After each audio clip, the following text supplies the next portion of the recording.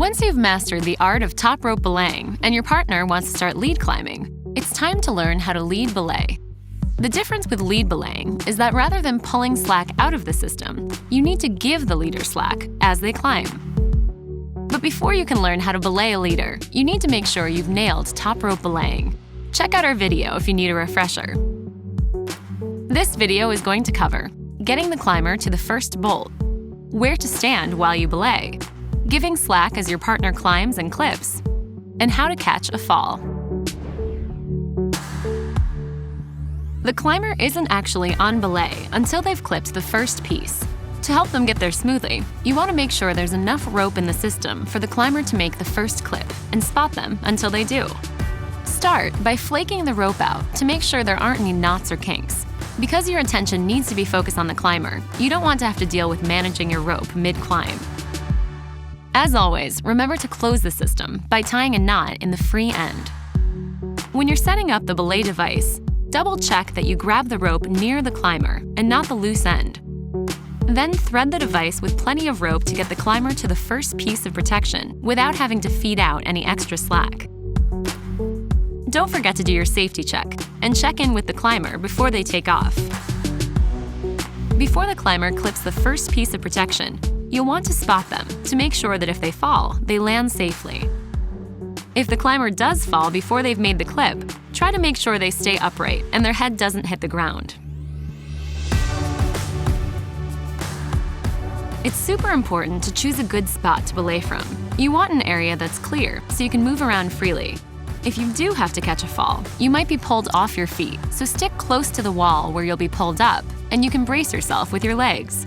If you're back away from the wall, you'll be pulled in, forced off balance, and it'll be harder to control the belay. When you find a good clear spot, stand to the side of the climber, out of the way of any rocks they might knock loose, or even the climber if they fall. Always pay close attention to the climber and keep an athletic stance with your non-brake side foot forward, ready to brace yourself against a fall.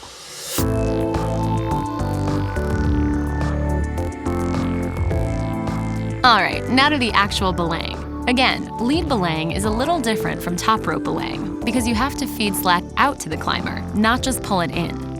To give slack, bring your guide hand down close to your belay device and slide your brake hand out to the side. As you feed the rope up with your guide hand, your brake hand will come in close. Then slide your guide hand back down and your brake hand out. Up, in, down, out. Up, in, down, out. Pay attention to how much slack is in the system. If you keep the climber too tight, you could pull them off the wall. And if there's too much slack, they'll fall further than necessary, which can be dangerous. An easy way to gauge slack is to look at the angle of the rope coming out of the belay device. If the rope goes straight up from the device to the climber, it's too tight. If it comes out of the device and droops way down, it's too loose. The rope should go straight out, then up. When the climber needs to reach above their waist to clip a piece, you'll have to feed out rope quickly. The climber will call out, "Clipping," and start pulling the rope up. The easiest way to give more slack quickly is to step forward while you feed out some rope. Be careful to watch your footing. Once they're done clipping, they'll shout, "Clipped." Now you can step back and take up the extra slack.